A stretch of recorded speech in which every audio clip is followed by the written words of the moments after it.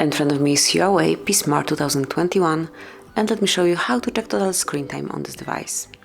So once you want to detect time spent on your phone, on your HUAWEI, just open the settings, pick digital balance, tap on start, and decide if it's yours or your child.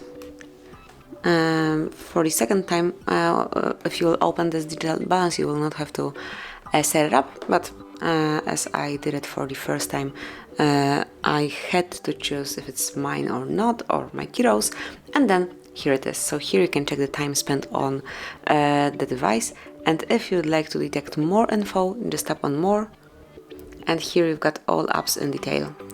And obviously, if you use your device for longer than just one day, it will be all set up right here. But I just received this phone, so this is the first day of mine, but here you will have the total usage. And this is it, that would be all. This is how you can check total screen time in your HUAWEI Smart 2021. Thank you for watching, please subscribe our channel and leave the thumbs up.